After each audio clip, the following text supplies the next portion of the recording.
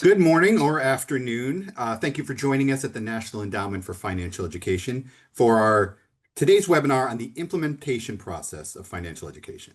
My name is Greg Morgan, Senior Manager of Communications. Couple quick housekeeping items. All attendees will be on mute for the presentation, and we will have a question and answer session near the end. If you'd like to submit a question, please use the Q&A function on Zoom. We'll get to as many questions as we can. Earlier this month, we hosted a webinar covering the topic of K-12 financial education requirements from a high level, which states have a requirement and which states don't. For today's webinar, we start, or rather continue, our conversation on the implementation process many of these states are going through right now. Earlier this year, we published 4 papers on our website, NEFE.org, covering key elements of the implementation process. Today, we will cover 2 of those papers' topics, teacher training and curriculum. I will now pass the presentation over to Hunter Field, Manager of Policy and Advocacy, to get us started. Thank you, Greg, and welcome everyone. Thank you again. Just want to reiterate, thank you for joining us. Today's webinar, as Greg mentioned, will be focused on state K-12 implementation of financial education graduation requirements. The 2 topics for today, we will be talking about teacher training and curriculum. Really excited about the guests that we have here on our panel who can speak more to their work directly on both of these topics. A couple points that Greg did not mention just at the top here. I want to let folks know that we have live captioning settings for this. So if you want to turn this feature on, you can click show captions on the dashboard. I also will say that we are happy to share this slide deck with folks after this webinar. So please just reach out if you are interested in getting that.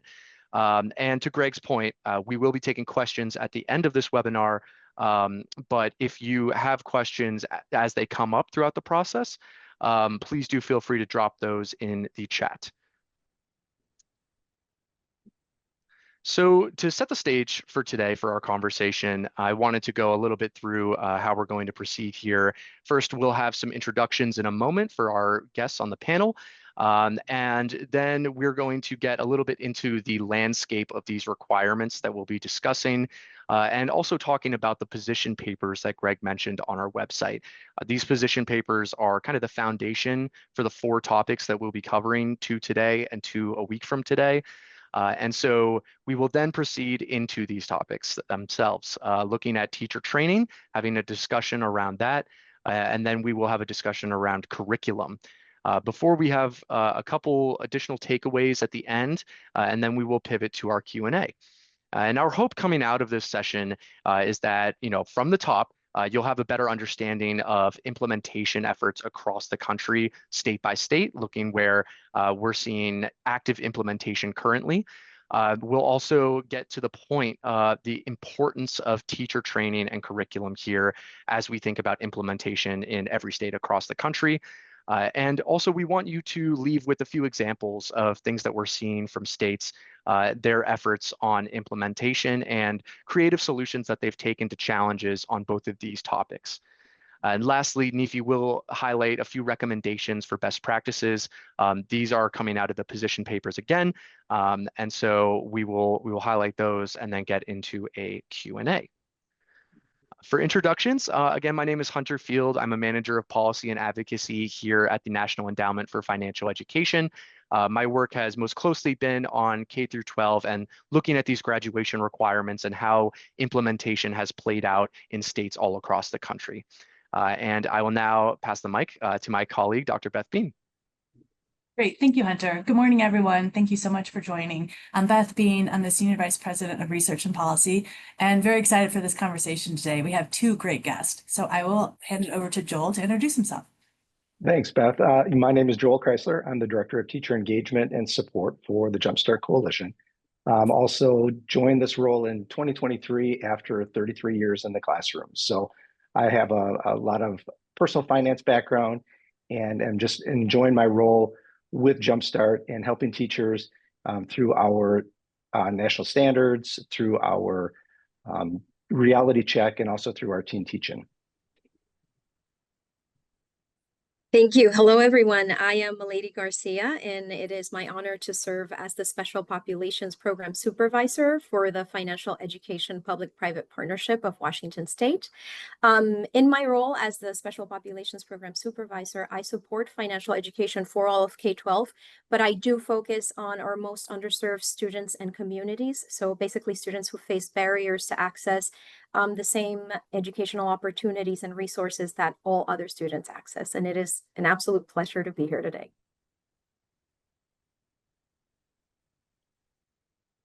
Great, thank you. Thank you, Joel and Milady. Just a quick reminder in case you are new to NEFE and or if you are a friend of NEFE, just a refresher. So the National Endowment for Financial Education is a nonprofit private operating foundation. We champion effective financial education. We primarily do that through research, but we disseminate through policy and advocacy, thought leadership, and partnerships. What does that look like in practice? So we do financial education advocacy work. Part of that is this implementation papers that we're talking about today. We bring together folks and stakeholder engagement to figure out what's happening in the field and how we can advance the field. Policy implementation support, which is the whole point of this conversation and very important to financial education in general. We have convenings. We do a biennial summit that we encourage all of you to attend. We have a research and policy pipeline, and then analyzing financial education legislation. So these are a few of the things we do to achieve our mission. So very quickly, I will just do a quick highlight on where we currently are with the K-12 graduation requirement landscape. I will mention, as mentioned before, we did have a webinar last week that I encourage you to go look at, very much on our legislative report that we do annually, and then covering kind of the landscape right now. So that is on our YouTube channel. So where we are, so we've had a ton of momentum. As of right now, we have 30 states who have passed a standalone K-12 graduation financial requirement, thanks to Delaware signing last week. In addition to that, there are 7 states who have a partial requirement, and that means that they have not a standalone course, but it's embedded into another course. But we've had huge momentum in the last couple of years that we're very excited about. This map just highlights the momentum I was talking about. So you can see back in 2000, it's so small, 2004, I need my glasses on. We had just a couple of states. Utah was the first state years ago. And then we've had a huge trajectory going on the last number of years with numerous states. So very exciting about this progress that's been occurring. And we aren't done yet. There are 20 more states that we're hoping will pass legislation, and there's currently being introduced in those states. So this slide just looks at implementation. So even though all these states have passed a financial education requirement, which was amazing, that doesn't mean it will be implemented immediately. So it takes a couple of years to implement. That's why this work is so important and why we have to talk about it. And you'll see that, the number of states that will not implement until 2027, 2028 are numerous. And so let's make sure that these states get implementation correct, and we can lean on our experts to help with that implementation. So when I say implementation, what does that mean? Just talk about the different steps. So really passing legislation is the first step in that process. Typically, the next step is states adopt standards. They're hopefully aligned to the national standards. Most likely they are. And then they work with districts and schools to operationalize that requirement, what that looks like through local control. And then hopefully, as we'll talk about in our next webinar next week, there is a evaluation component to kind of can do continuous improvement of the work. But implementation is very key to making sure we get these requirements correct. So as Hunter mentioned, we've had 4 policy papers, position papers that we put out last year. And really, we had heard from the field that there was a need for kind of a guidebook on how we go about implementing these financial education requirements. And so we did a listening session in numerous states and really just heard from folks who are on the ground doing this work. What were the challenges? What were some of the solutions? And so today we're going to focus on 2 of these papers, teacher training and professional development, and then curriculum and resources. Those were 2 big areas that we heard from every single person we talked to, that there is a lot of need and work and great opportunities in these areas.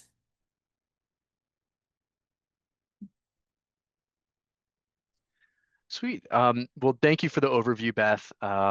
As Beth mentioned, when we were doing discovery and outreach and trying to hone our focus on what were the most important topics around implementation, the topic that repeatedly came up first in all these conversations was teacher training. In this context, teacher training and professional development refers to the process of preparing teachers for classroom personal finance instruction. And since this was the first hurdle that was mentioned across all of our calls, it kind of just feels right to start here as we begin our journey through implementation. I wanted first to focus on a few key ideas, few key topics that came up across our calls, and I'll talk a little bit more about these as well. But first and foremost, obviously at the core of this topic is the concept of having a well-trained educator. Highlighted by NEFE's 5 key factors for effective financial education, a well-trained educator is essential to advance effective instruction. Along these lines, we recognize that the background of personal finance teachers can vary greatly across states and even districts within one state. We know that social studies teachers are teaching this course. We know math teachers are. And so recognizing that many teachers who are being tasked with this new requirement don't have a traditional training, like from their background on the topic, it just makes it especially important that we are providing professional development to prepare them for success in the classroom. Ideally, and NEFE advocates strongly for this, legislation passing a requirement should have some sort of funding attached to it. I'll talk a little bit more about this, but we also recognize that the reality, many of these bills that do pass do not have funding attached to them. And so this really just means that the role of partners in facilitating teacher training, Joel will speak to his work. An organization like Jumpstart is one of many that offers professional development for teachers. Leaning into these partnerships with organizations that are ready and willing to partner with districts is really critical, especially when we talk about funding not being attached there. And the last point I'll highlight here, and I think this is a really interesting one when we think about teacher training as an intervention to advance effective financial education. Research shows, of course, that the instruction from teachers is more effective. Their students gain more knowledge when the teachers are well prepared. But we also have research that shows that teachers will use the knowledge that they get from professional development on personal finance to help improve their own financial lives. We just showed a graph that was looking at the recent momentum on these requirements. The flip side of that is that many teachers did not benefit from personal finance instruction when they were in high school. And so many of them haven't had a more traditional training around some of these core financial concepts. And this research really underscores that it's sort of a double-sided intervention where we know that by having teacher training, professional development, the classroom instruction will be elevated, and also we're supporting teachers in their own financial lives. So looking at the position papers that we put out, there were 4 states that we really focused on in our conversations, speaking with multiple contacts in each of these states. The reason why we focused on these 4 specifically is that all 4 of these states had completed their initial implementation phase by the time that we were having these conversations. Beth mentioned Utah was the first in the nation to take this action and this positive step. Mississippi had their first graduating class in 2022. And then Nebraska and North Carolina had their first graduating classes in the spring of 24, which was just before we started getting into some of this research. Through our conversations, there were a few themes that emerged that kind of, draw from the concepts I was just talking about, but I wanted to spend a minute speaking to these here. The first thing that became pretty clear in our conversations was the idea of having an endorsement or a certification process to ensure that teachers were prepared when they got into the classroom. Utah originally did not have any sort of endorsement process, and one of the first bits of feedback that they were getting from the ground was that there were teachers who just weren't prepared when they were going in to teach this class for the first time. So Utah amended their requirement and added an endorsement as part of this, ensuring that teachers are prepared when they go into the classroom. Mississippi, Nebraska, and North Carolina all have some measures around this, but they differ in how they actually take place. And so in Mississippi, for example, when this requirement first passed, a concern was that there wouldn't be the amount of trained teachers needed to cover all the schools in the state. And so there was flexibility. Basically, any certified teacher in the state can teach personal finance. And so that has been a drawback in some areas, even though there is very strong teacher training in Mississippi, not every teacher in every school has received it. There were some similar concerns in Nebraska and North Carolina, but I would encourage you to check out our papers for some more information about those states specifically. Another general theme that emerged, this idea of teacher training at scale, recognizing that depending on how long a timeline is, it can turn into a little bit of a crunch to make sure that all teachers are prepared in every school across the state. And so one solution that came up across all of our conversations really was this idea of leaning into a master teacher training institute. And what this would look like is a well-trained teacher from a previous cohort that had gone through professional development being utilized to go themselves and teach other teachers and train them on this topic. So this was just a way of kind of scaling out some of this professional development.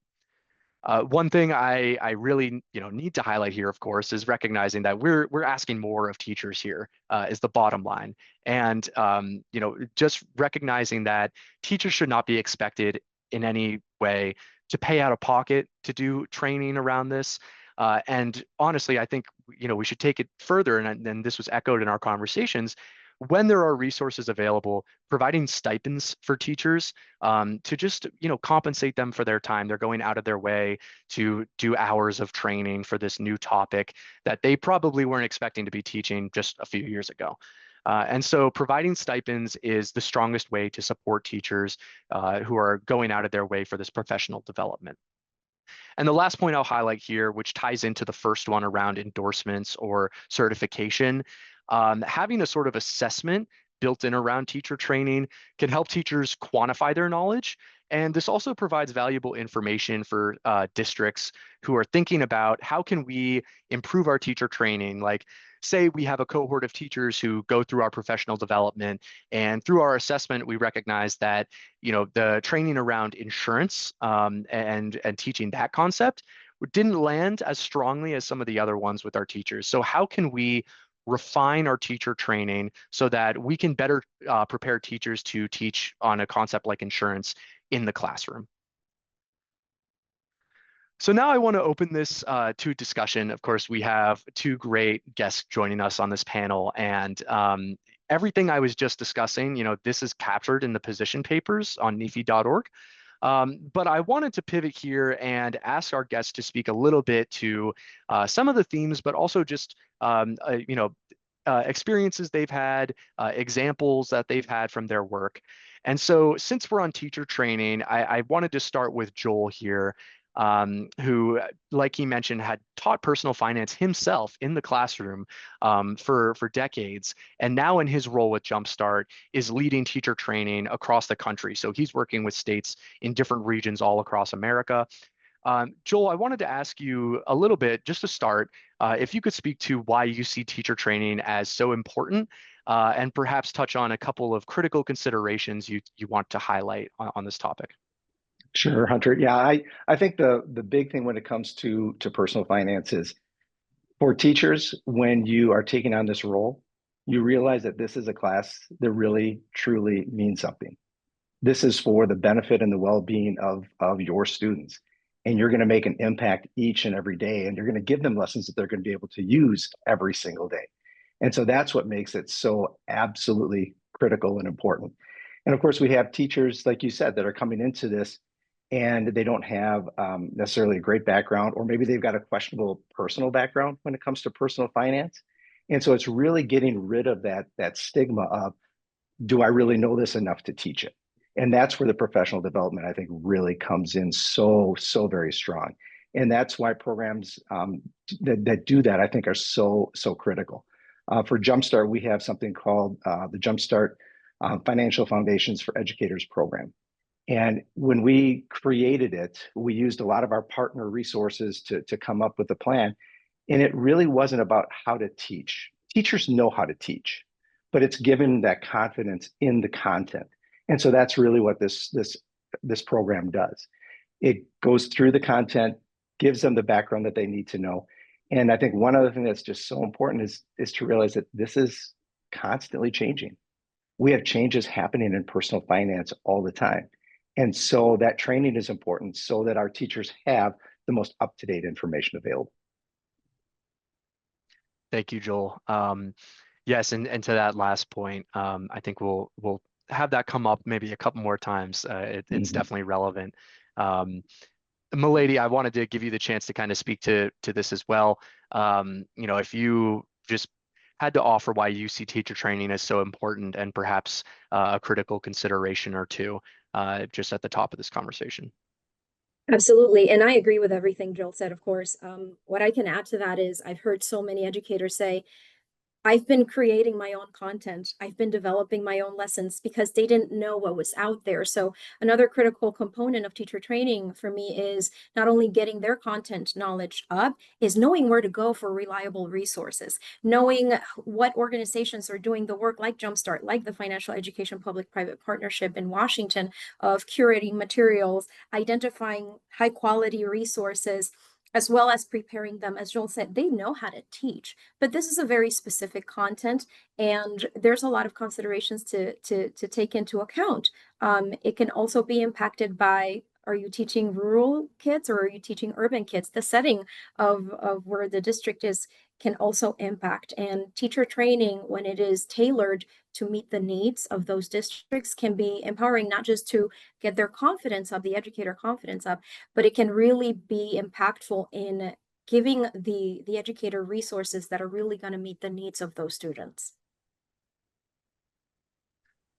Thank you, Milady. I think that point, I definitely want to give you a chance to elaborate on that as well, because it's certainly well taken. I think something that was echoed through our conversations as well. For the next part of this discussion, I want to provide a little more time here to get into the weeds a little bit, thinking about some examples that you both have seen from your work in the field, and perhaps things you've heard both from teachers, but also district leaders who you may have worked with on some of this. Joel, to start with you again here, I wanted to ask if you have maybe a couple examples recognizing that your work is national in scope, perhaps a couple examples from states or districts in the work that you've done with them, and also maybe some insight in what you've been hearing from the ground from teachers and these leaders that you've partnered with. Yeah, I think the most important thing, and Milady, I think, did a great job with mentioning it, is that there are resources that are out there. There is training that is available. And the most important thing is, how do we get this to the teachers? And that seems to be one of the roadblocks that some of the states are running into.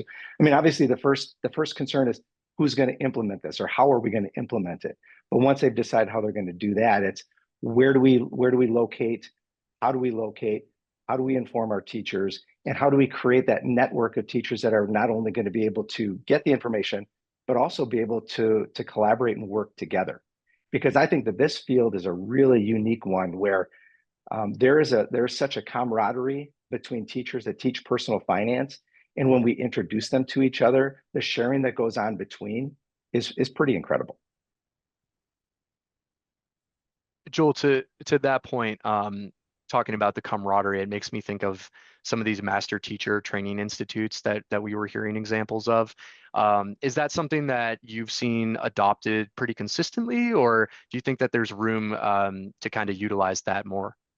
Yeah, I think that, there's the national, national events, national organizations that create it. But I also think that you see it on the state level as well. For us, in November, we have our National Educator Conference that comes up, and we'll have 350 teachers from across the country come in for resources and motivation, and that just being able to join time with colleagues from around the country to share things. And I think that that's what's so important. But again, I think what we don't want to do is, we don't want states to feel like they have to recreate the wheel, because there are things out there. We just need to utilize what's out there, because there's some great things available to teachers and to school districts and to all the people that are involved. Great, thank you, Joel. I might have another question for you there, so you're not quite off the hook yet. But that's very interesting. And Milady, I wanted to give you the chance to kind of speak to this as well. Of course, thinking about your work in Washington specifically, not nationally focused, but you're very in touch with different districts and really seeing the differences between different regions of the state. I was curious if you could just speak a little bit to some of these examples that you've seen of solutions across the state, but also to what you had mentioned about some of these differences in tailoring curriculum and lesson plans. If you could also just maybe touch on why you see teacher training as a critical part of like supporting equitable delivery. Absolutely. Thank you, Hunter. I feel that, access is such an important component of this. So you have your professional development and they're exposed to the material, they get excited. They, as Joel mentioned, they know that this is life-changing information. And one of the things that we hear is, I wish I had this when I was in high school. I wish I knew about this, because they knew it would have changed a lot of the decisions that they were making. But it goes beyond that into also, having that, when you have that master's teacher program, we have a fellows program in FEP, and it's incredible because we have amazing educators in Washington that have been teaching personal finance. And they were doing it, as I mentioned, without the tools and the resources, just creating their own content and having them as support for educators that have this kind of dropped on their lap last minute. In August, you have to teach this in September with no professional development. Having an organization like FEP say, we're going to train you for free, right? And that's important. As you mentioned, there's so many districts that are struggling with budget constraints. Providing this support to district at no cost to the district, at no cost to the educator, is very significant because it makes it possible for them to receive this training, right?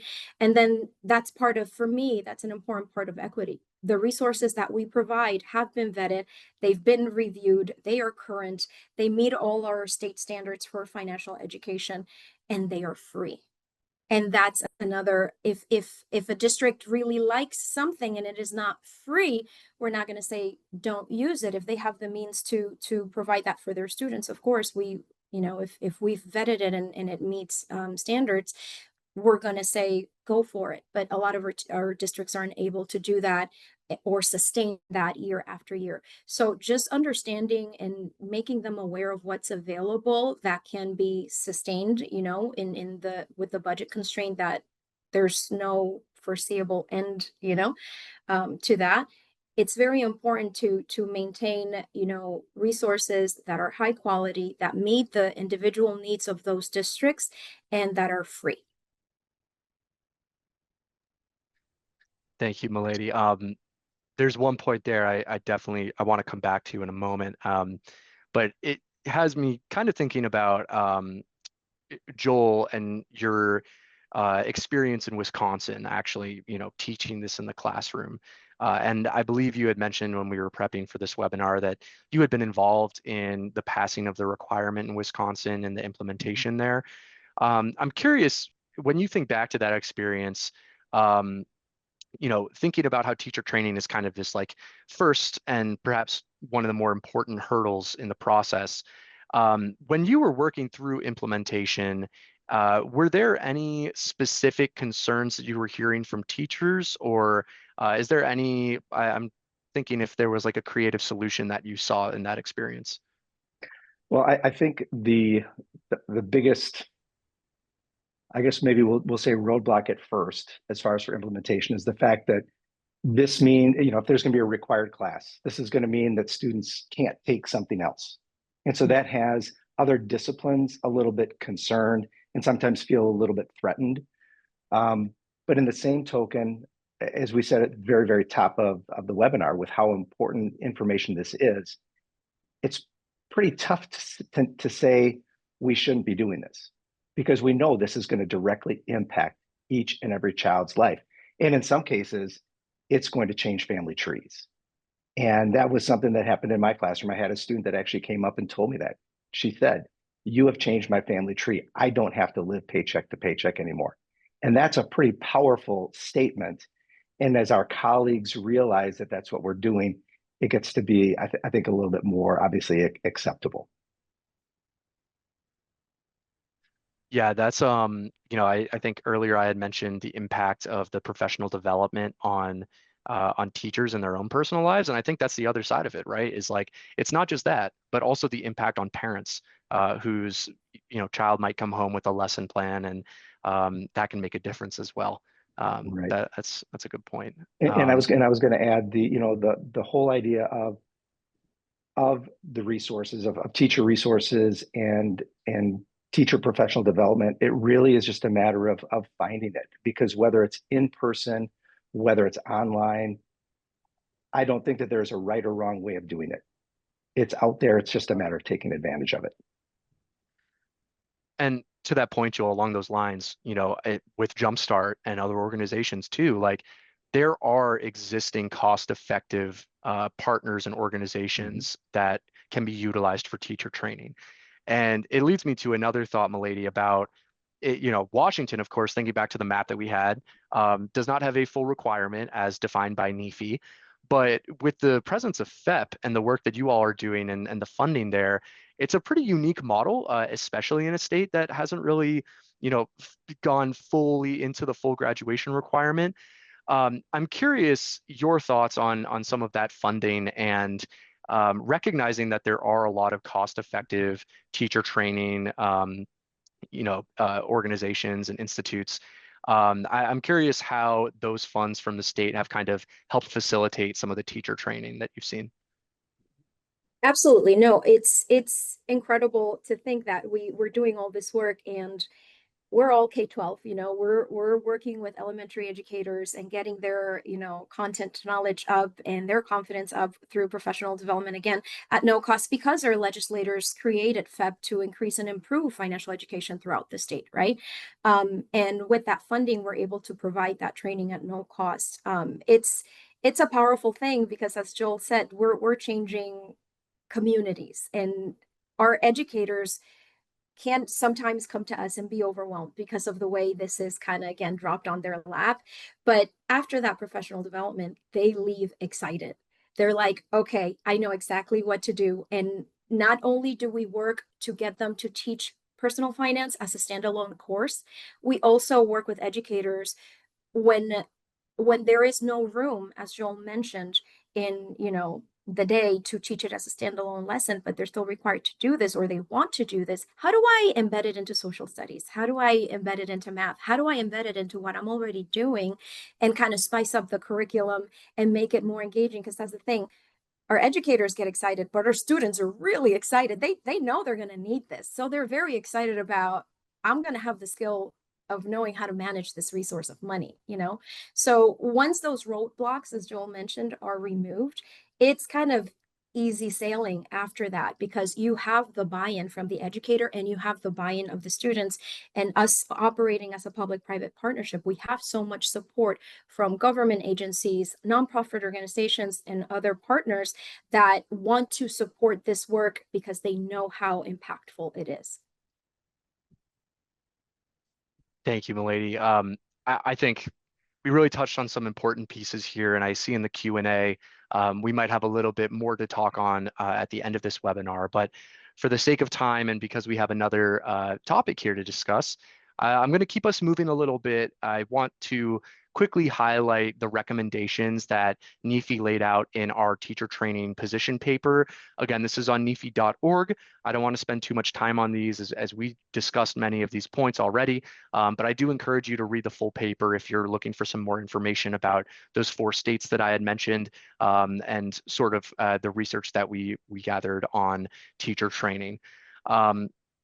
And I will also just say, as we're going through this, so we're wrapping up the teacher training portion, if you have any questions around this right now, please feel free to drop those in the Q&A. And again, we'll try to get to as many questions as we can. But for now, I'm going to pivot us to our next topic here. I'm going to hand the mic off to Beth to discuss curriculum. Great, thank you, Hunter. As Hunter said, we're going to shift to the second portion of the webinar today, which is focusing on the other half of classroom delivery, which is curriculum, which has come up in this conversation. So very quickly to begin with, financial education has an abundance of free resources. There are many cost-effective options. NEFE actually used to be in the curriculum providing business, but realized there were so many good resources that were better than us, so we pivoted away from that. In addition to that, the flip side of that is that with all these resources, we heard a lot from teachers that there was so much noise. They didn't know which resources to pick. It took them a lot of time. They just struggled through going through all the free resources. So having guidance there is a major support to teachers. Also, not all curricula is best suited for every audience and student. So really think about tailoring the curriculum to who you're talking to is a critical component.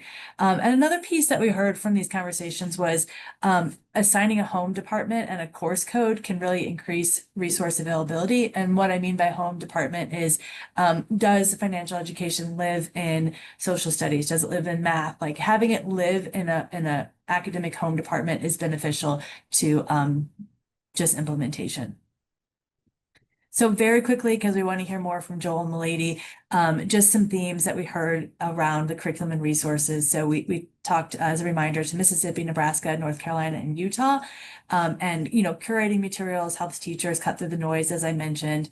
If resources are available, partnering with a nonprofit organization to design a certified curriculum is an option. Otherwise, curation is a cost-effective model. And a great example of that is in Nebraska, they partnered with the Nebraska chapter of Council for Economic Education and created a full Canvas curriculum that could just be implemented for teachers, which was very helpful. As I mentioned before, we heard from without a designated home department, it may not receive the attention or resources. So that's just a best practice. And then not every curriculum has the same impact on every student. So really be cognizant of who you're talking to, what are the contexts of the state, the district, the community, the individual is very beneficial. Now I want to bring Milady and Joel back into the discussion on curriculum a bit more. So Milady, with your role in curriculum curation, I want to go to you first here. Could you speak to a bit as to why curriculum is so important and which considerations you would consider critical for this topic? Absolutely. Curriculum is the foundation, right, of what you do in the classroom, and having good material, it makes a huge difference, especially when you're talking about educators that are working with a very diverse group of students. And Washington is a very diverse state. We have students from all over, the world, and they're coming to America as newcomers and learning the education system, learning the financial system, learning the employment system, having their own financial values, their own financial habits, having their own ways of making, decisions in the community, whether they have a collectivistic approach or an individualistic approach to those financial decisions. If curriculum facilitates that conversation, it's transformative. It takes the lift off of the educator. And that's a lot of the work that we want to do, because as Joel mentioned earlier, it's a lot. We're asking our educators to do a lot. Our educators in Washington are so passionate and they are so dedicated. And we want to make sure that we do right by them by curating the best, resources out there, and knowing that, the fact that is at cost doesn't mean it's better than what's free. And the fact, if something's free, it's not always good. Having those relationships with our partners that are, on the federal level, on the state level, and have been creating material is important. We don't develop any content, right? So what we do with our small but mighty team is curate all of these resources and make sure that it aligns, with our standards. It meets those requirements, that it's free of implicit and explicit bias, that it is current, that it reflects the lived experiences of not just some students, but all students, right? That there's a pre and post assessment so that the educator doesn't have to create that at the end, and they have an easy way to evaluate whether this is making a difference for the students, if the students are digesting the information. So it is really, really important, again, to take the lift off the teacher, to have somewhere to go. We have our wonderful website, feb.org, where if you go under resources and links, you have a list, of, full turnkey curriculums, activities, videos, very engaging lessons, that you can just kind of grab and go because they've been vetted, they've been reviewed, and if it's there, it's good. Having that awareness of where to go, and it's a trusted resource. You can just go and take it, and it makes all the difference in the world, because it frees our educators up for doing their job, which is bring this to the classroom and bring it to life for their students. Thank you, Milady. Quick question. I'm just curious. So you have a small mighty team that has spent all this effort curating these materials. If you were an individual teacher, what would you estimate the amount of time it took if you had to do that on your own? It would probably be weeks with everything that's on a teacher's plate. And it also depends on what you want to do, right? If you're looking to teach this once or twice throughout the semester, of course, it's not going to be such a big lift. But if you're asked to teach this as a standalone, course, the time commitment, it's huge. So it is a significant amount of time and effort that a teacher would have to do, put into it if they're doing it on their own. Yeah, thank you. Yeah, it just highlights the huge benefit that you offer to teachers. That's great. Let me ask the same questions to Joel. So pivot to you. Could you speak to why curriculum is critical and what should be top of mind for states and districts? Yeah, I think first of all, this discipline, personal finance, is unlike a lot of other disciplines that are taught in schools today, because not only are you going to be dealing with curriculum that has to meet certain learning styles, but we also have to meet economic levels and economic backgrounds that people are at. And so there's just such a diverse way of having to cover it. And so having a choice of different curriculum and not just one set curriculum, I think is so important. And that's what my work with teachers finds, is that they don't put all of their eggs in one basket. They're going to grab from this organization, they're going to grab from this resource, they're going to grab from this one, and they're going to create a hybrid class that is going to not only meet all those learning styles, but meet all those economic styles as well. And so I love, Milady, how you're bringing up the idea of the curriculum materials that are free that are out there. And again, this isn't to discredit any resources that are out there, but there are so many good free resources that are completely interchangeable with other resources. And I think that good teachers see that, and that's what the best curriculum is. It's a blend of a lot of different things. Great, thank you, Joel. We're flying through on time, so it's already 11:45, which is crazy. So we're gonna pivot to the next question. What have you heard from teachers and district state leaders?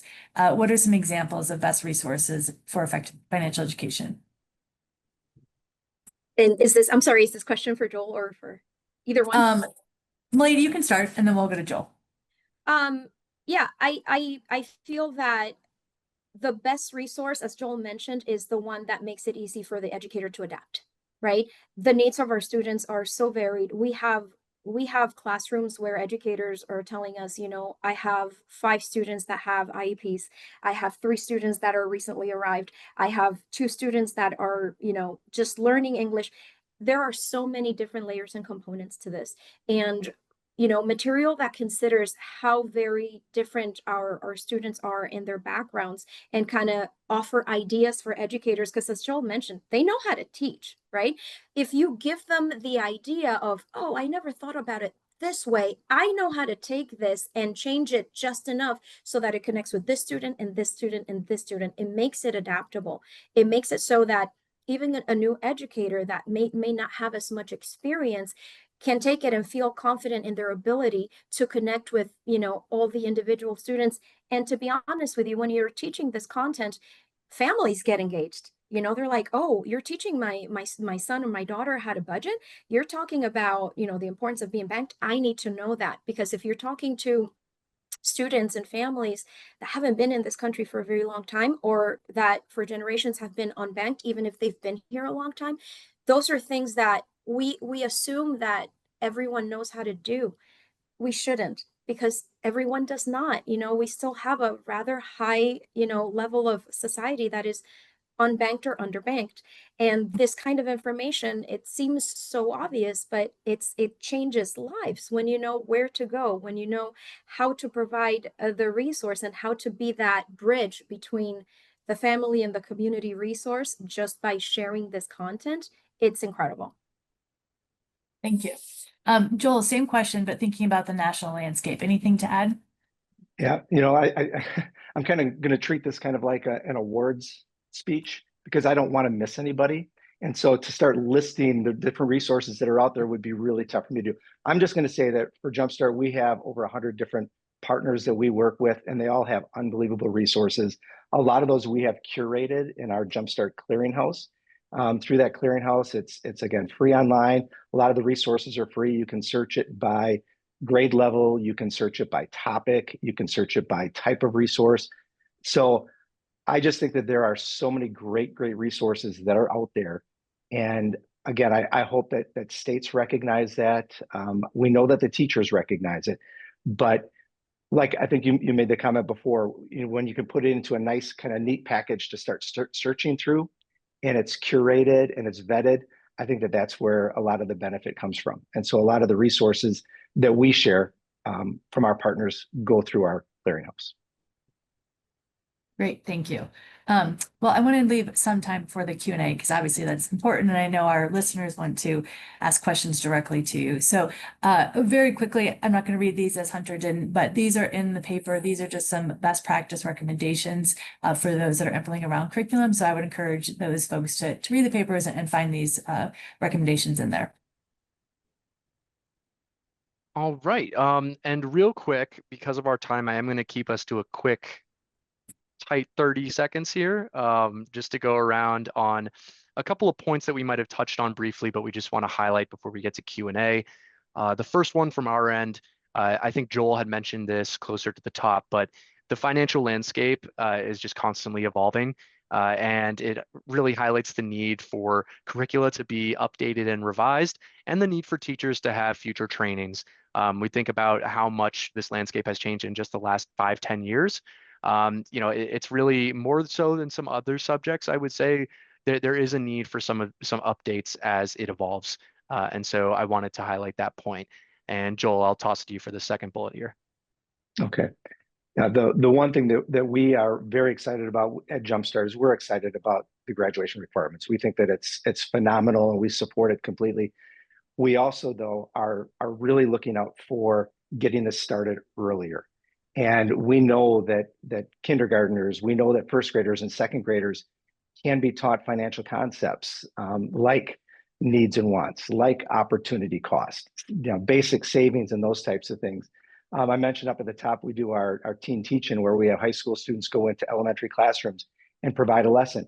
And that is to really influence and support elementary teachers to want to find those resources. And there's again a lot of them at those lower levels, and we know that the success of this movement really is going to begin earlier than high school. And so we really are very, very huge advocates that we start this as early as we can. Thank you. And Milady, this final point here. Absolutely.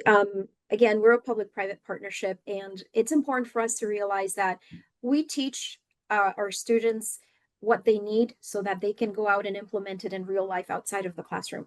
That's where, our partners are so vital and important because they extend, the learning into real life. We have financial institutions that are partners, and they can come into the classroom and talk about what an individual may need to open an account with a bank or a credit union. That makes it real, connecting with educators, asking them, what is the background of your students, and having someone that looks like their students, sounds like their students, that understands what it's like to be in their shoes, come and talk about the experience of learning how to manage money. That's incredible. And being in this position of, having all these partners that can help us support, because again, we're a small team, we can't do it all, but we know who to connect with, to fill in the gaps in terms of what we cannot do and where we cannot go in the work that we do. Perfect.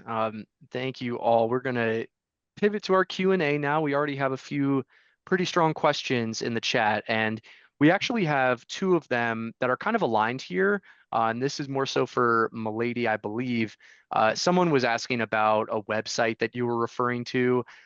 Rest assured, I actually have a QR code on the following slide. So I got that there for you. But someone else was asking along the similar lines about, they said, I'm curious about resources and training for teachers working with multilingual learners and or newcomers, immigrant students, et cetera, especially students whose financial options may be different due to legal restrictions. And so I think, Milady, if you'd like to speak to that for a Absolutely. minute here. Yeah. Yeah. So really quickly, our website is fep.org. That's FEPPP.org. Under resources and links, we have an accordion dedicated to resources for special population students, the students that are multilingual, recently arrived.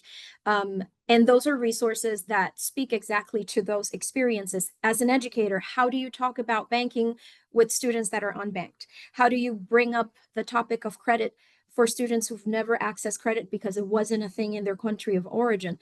These are very important things to consider, that if you're not aware that our students are not coming with that background, you may not approach it in the most appropriate way to meet the needs of all of your students. Additionally, when we provide our personal development, again, we tailor it for every district. So if our district has a very high concentration of recently arrived students, a high concentration of students that are not English dominant, we incorporate that into our professional development and highlight resources that are available in multiple languages and address content in a way that is easy to digest for students that are just being introduced to the financial system of America, to make it as relevant and as impactful as possible. Thank you, Milady. And this is the QR code here I mentioned for Washington FEP, if you're looking for those resources that Milady mentioned. We have another two questions here that I think are pretty related, and I kind of want to throw this to Joel, especially Joel, as you just mentioned a moment ago, a little bit about the Jumpstart Teen Teach-In that you all do. And so the first part of this question was asking, have you seen any models of trained youth teaching a relatable personal finance curriculum instead of teachers and educators? And so I think that's aligned with the Teen Teach-In work. And then we had another question that's pretty similar that was asking for people's thoughts. And so, Milady, I'll give you the chance on this one too, on having peer-to-peer financial education and whether or not there's any opposition to this. But we'll start with Joel. Yeah, the Teen Teach-In comes from something that I did for a decade in the classroom, and I think, just interestingly enough, it was after my first attendance at a Jumpstart National Educator Conference. I was inspired to do this, and so I took my high school students into elementary classrooms, and for me, it really was just about, like I said, introducing elementary students to a quick lesson. And when we brought it to Jumpstart, when I joined the team, it became a little bit more. It became, how do we create an excitement in elementary schools? I have a daughter that teaches fourth grade, and she said, Dad, I can't fit this in my curriculum. Well, we did a Teen Teach-In in her classroom, and she said, okay, Dad, you're right, which is, of course, something every dad wants to hear. But she said, I am going to implement financial literacy with my fourth graders because they want to know. They're excited about it. And if I can integrate it into some other things that I'm doing, whether it be literacy or whatever, it just is so important. And so the training that we have our high school teachers do for the high school students is pretty minimal because it's based off of lessons that they've already learned. And they're not going to take some earth-shattering topic into the classroom. It's a very general one, like needs and wants, like opportunity cost. And they can take that in. So it's a very easy thing for them to remember from their lessons that they've had with their teacher, and now they're going to present that lesson, and so it just solidifies that whole thought in their minds even more. It's been a really successful couple of years that we've done it, and we're going to continue to do it because it really does have an impact, and we're seeing more elementary teachers want to implement financial literacy. And along those lines, I think kind of opening the question to both of you, do we think that peer-to-peer financial education is effective, and might we have any opposition to that, or any other thoughts on that?